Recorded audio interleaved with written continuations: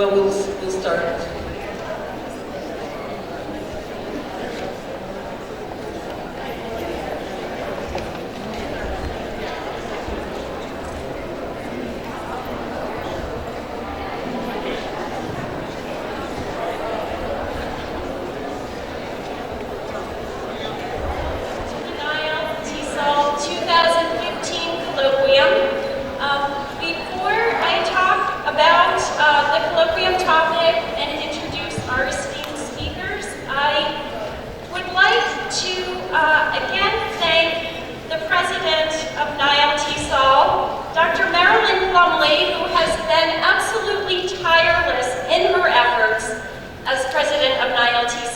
She started her term half a year early when our previous president, Jonah Moose, unexpectedly left Egypt. So even though Marilyn at that time was president-elect, she'd only been with Niall Teasall for 6 months. And the way she assumed leadership was really impressive to all of us. And as you saw, our membership is up. All the seats have been filled here. Including during the General Assembly, which was absolutely not the case in years past.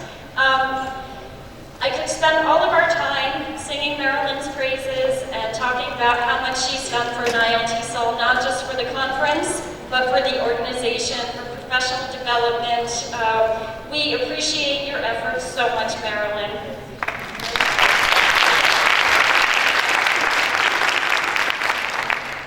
I also want to say a quick thank you to Heba Fatalbet and Suzanne Rizzo for all of your amazing efforts at this conference. Everything good about this conference is due to Heba and Suzanne, so thank you so much.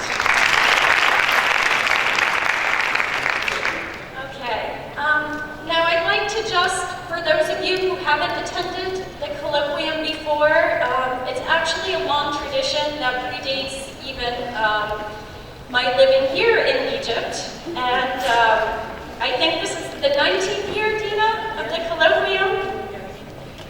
And if you've attended in the past, you may have noticed that it was called the Language Testing Colloquium. And this year, it's just the Niall Teasall Colloquium. And there are a couple of reasons for this change. The first one, I think, is that maybe we're running out of ideas for assessment. But the second one is in recognition of the fact, and Dr. Back spoke about this yesterday in his plenary address, that assessment is not separate from teaching and learning.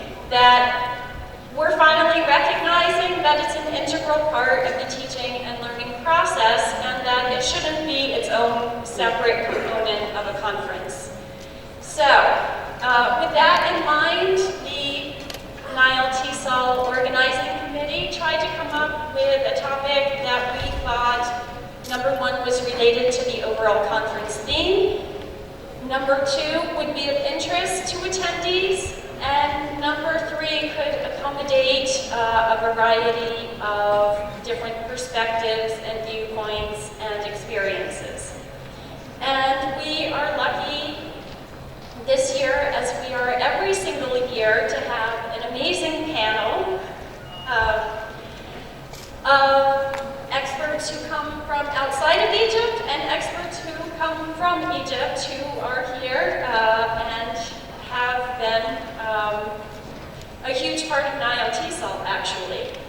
So I'm actually going to start all the way at the far end with Dr. Dina Borai, who is the discussant. I think she does not require a lot of introduction. I think everyone in this auditorium is already familiar with Dr. Dina and everything that she has done for our community, not just Niall Teasall, but of English language teaching practitioners in Egypt. So, and she's not only an assessment person, she has many, many other talents too. And you know her also as current past president of Teasall International Association. She'll be our discussant, so thank you, Dina.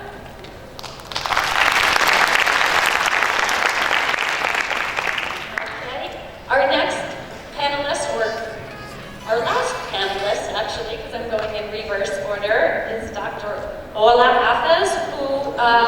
I hope that you had an opportunity to see her plenary talk yesterday. I won't go through all of the panelists' biographies because I think you've attended their plenaries. You know how accomplished they are, but I do want to say about Dr. Hafez, she's a past president of NIL TESOL. She has many years of experience teaching so many different things. At AUC, at Cairo University, she's been an active member of NIL TESOL, and if any of you were lucky enough to be here last year for the TESOL Symposium, you may remember Dr. Hafez's talk, and it was really acclaimed. People loved it. So thank you for being here today.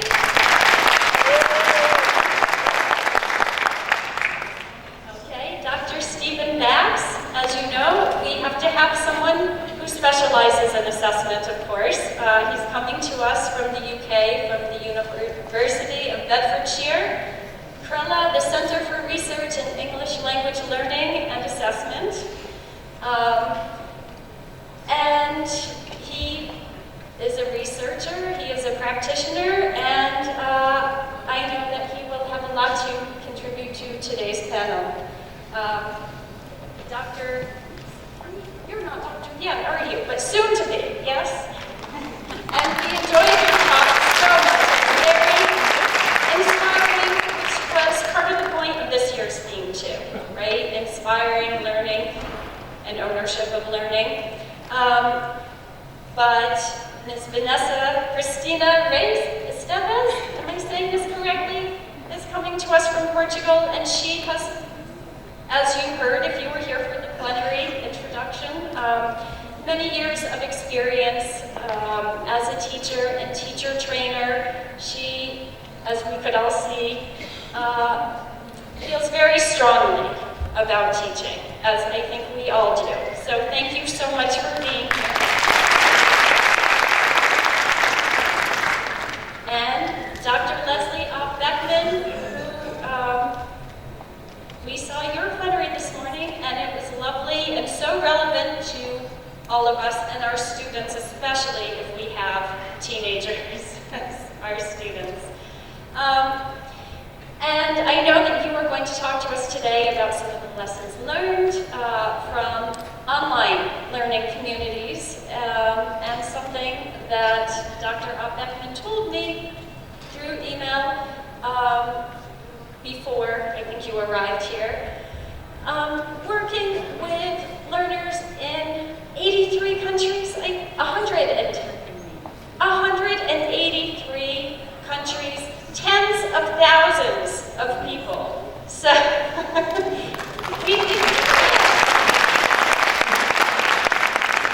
when we think about a community, it's easy to think about our classroom, or our program, or our school, our institution, our field, and you're tackling the world in this worldwide community with your work.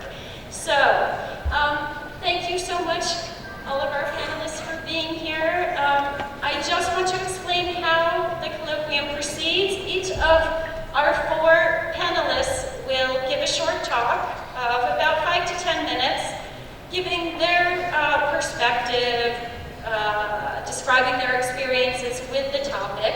Oh no, which is no longer up.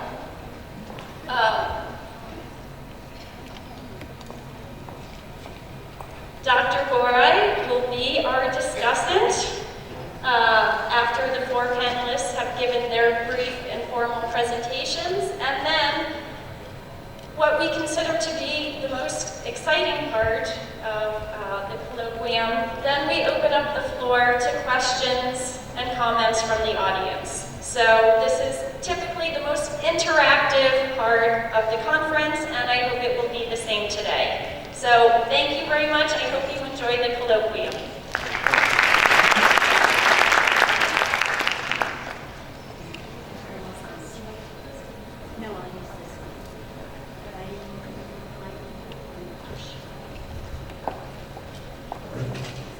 Short time out for transition here.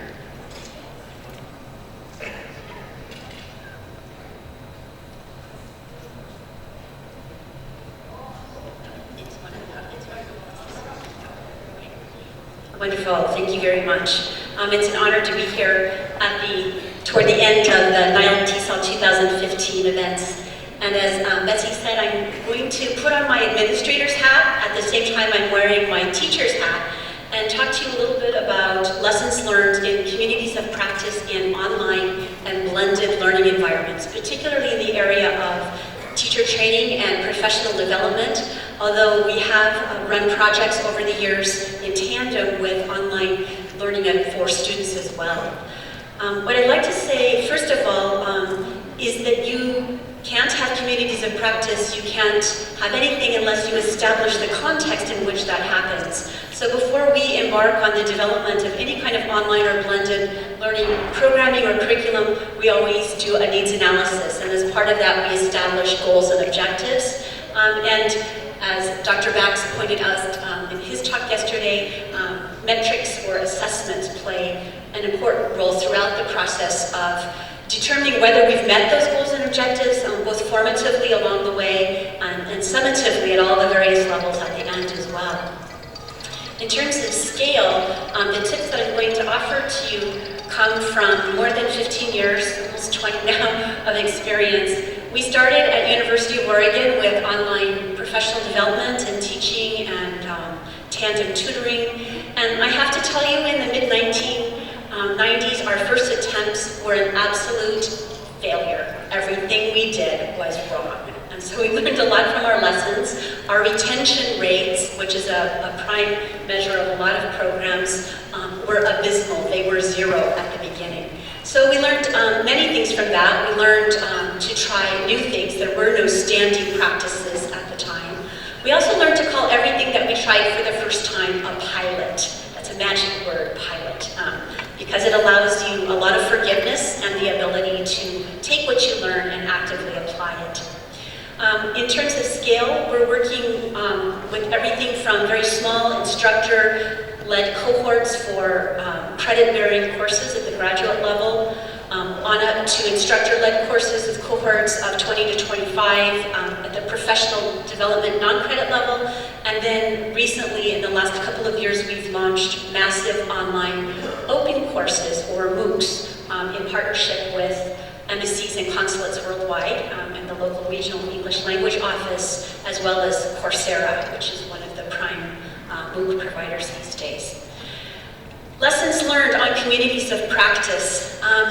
In order to have a successful community of practice and a community together, you can't think of it as a one-time thing. In the United States, in terms of programming, we talk about cradle to grave kind of connectivity. So from the time a person comes to you and first asks, can I join your university? Can I join your club? Can I join your Facebook page? Whatever it may be, that's your first point of contact, and you don't let them go after that if you can help it. And you want to create an environment where they don't want to be let go. So from the beginning of the time that we first get contact with someone, our ultimate goal is to form a relationship with them and help them engage in relationships with others as a community of practice. And then after the training or the particular course ends as well. So we also look to our alums. Some examples of some of the social networking tools that we're using to support communities of practice include current widely known tools such as Facebook, Ning, ResearchGate, some of which are free. We always try to go for free with our ESOL population so that they can turn around right away and replicate the results and the practices that they've been engaged in.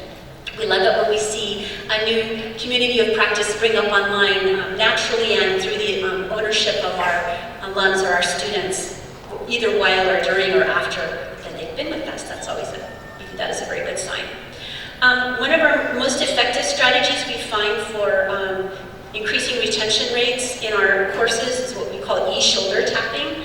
We couldn't do any of our online training without our partners, and our partners include everyone from sponsors who are helping provide scholarships for the courses, to supervisors in local schools and ministries of education, and most importantly, our alums. And I'd like to just take a minute and ask, how many people here, I know of a few at least, who are eTeacher Scholarship alums?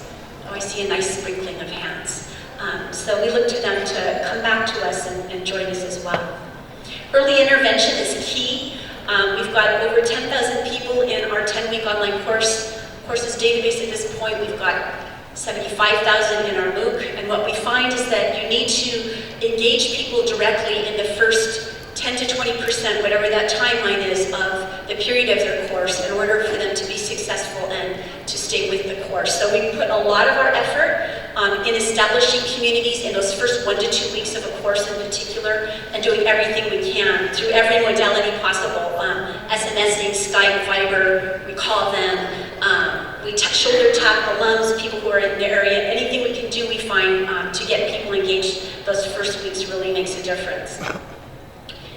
I want to show you very quickly 2 examples of metrics that we use to measure whether we've been successful or not. And let me see if I can get this to display.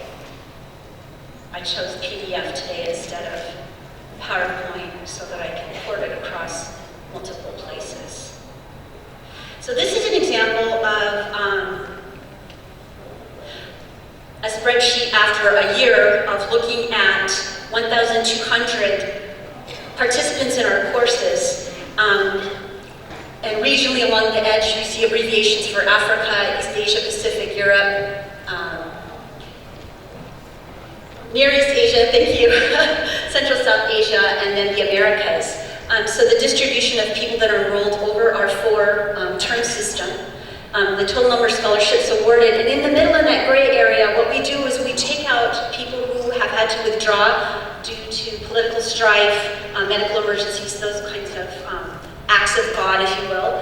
And then our adjusted total participants and our pass rates at the end, and I especially invite you to look and focus on the retention rates at the end because we're very proud of those. Over 80%, close to 90% is our standing benchmark these days. And if you compare that to online learning in similar institutions or entities globally, that's above and beyond what most people are able to achieve. And so we look really closely at those retention rates, and that tells us what kinds of things are working and what aren't. Of course, we use other metrics as well, but that's an important one. In terms of really large-scale groups that we're working with, so for example, the MOOC, the one that we're running right now with 24,000, almost 25,000 people in it. This morning, if you were at my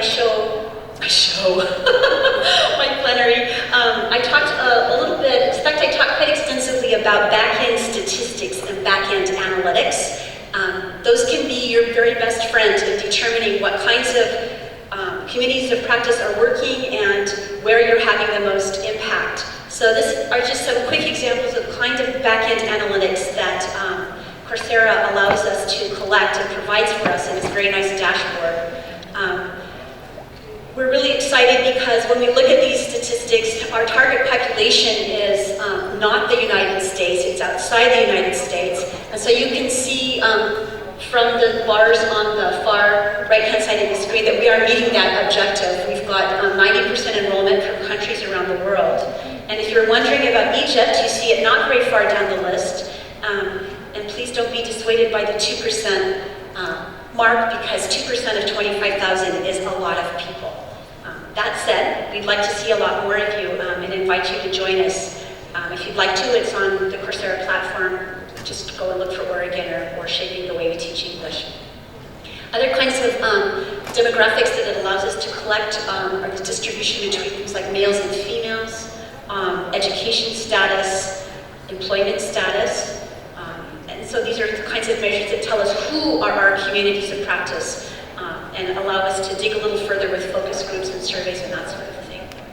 So I'm going to stop there. I just have a very short time, and I'll pass it off to whoever is next.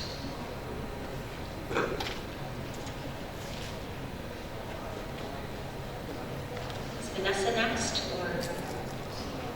Okay, awesome. Hello again.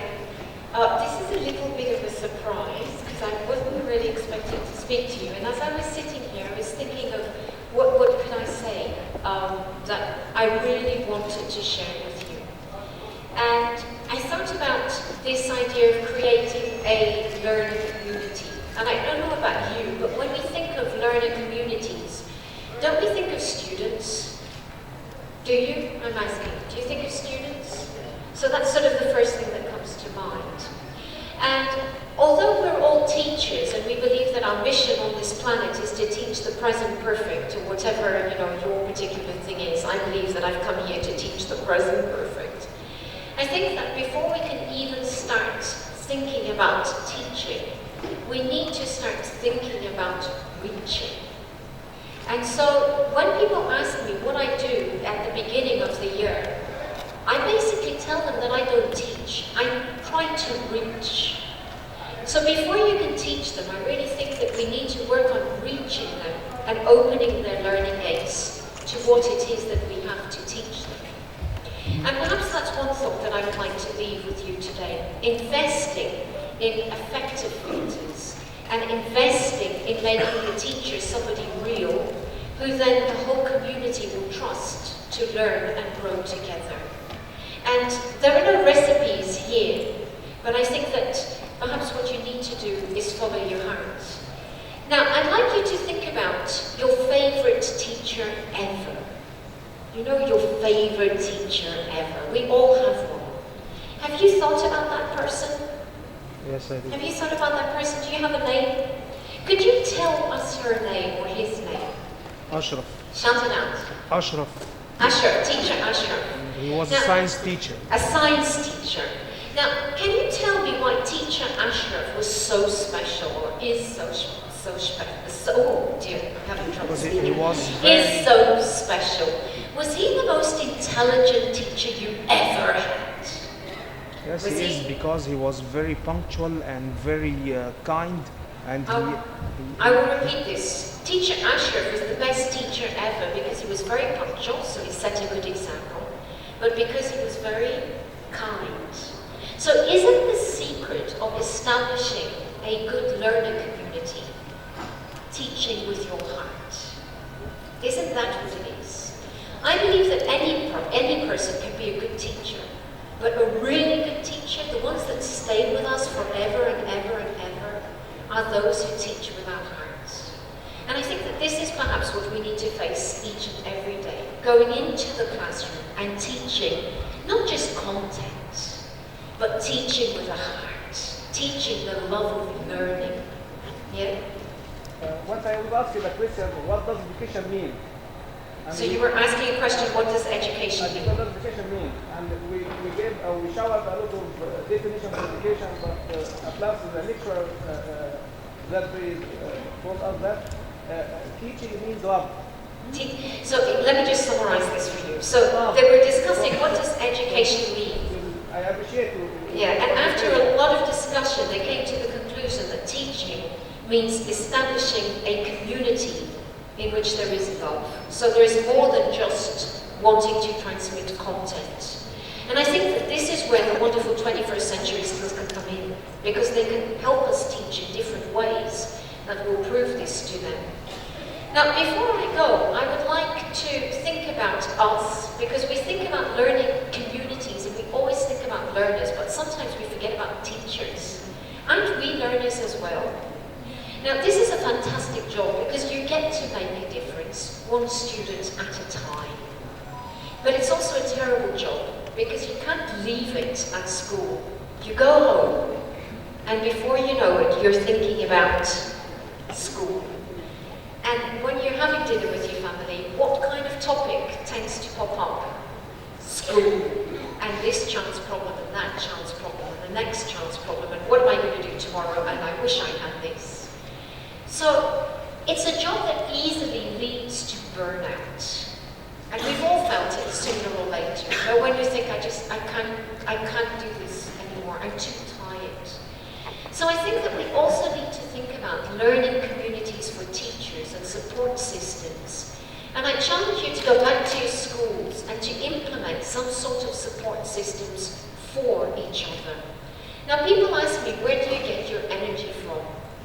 And there's no miraculous solution or secret, but there are sort of little magic wands that I use in my life. And the first magic wand are my students, of course, because when I look at them, and I might have had an awful fight with my husband, but when I look at them and start teaching them, somehow my problems just drift away. I don't know if that's happened to you. But the other 50% of my success in the classroom are my colleagues. What we've done in my school is we've set up a moaning and groaning room. Because somehow we got into our heads that everything was wonderful and that we're teacher superheroes. But I'm just made out of flesh and blood, and I have my good days and I have my bad days. And in this teacher moaning room, you're allowed to moan. So you can moan for 5 minutes or 10 minutes, but you can't leave the room without deciding what you're going to do about that moaning. So I think that the next step in learning to become a better teacher, to meet the needs of our students, is to accept what we have, and sometimes it's a lot and sometimes it's an awful little, but then to think about what we're going to do with it. Now, there's a person who's really influenced me in life, and his name is Steve Jobs. Heard of him? Yeah? Well, something that he said very early on in life influenced me. In a talk, he wasn't famous yet, but he said that in life, lots of terrible things happen. Have you noticed? Have you noticed in the classroom that sometimes terrible things happen? You prepare this wonderful lesson with technology for your supervisor who's coming to see you on that day.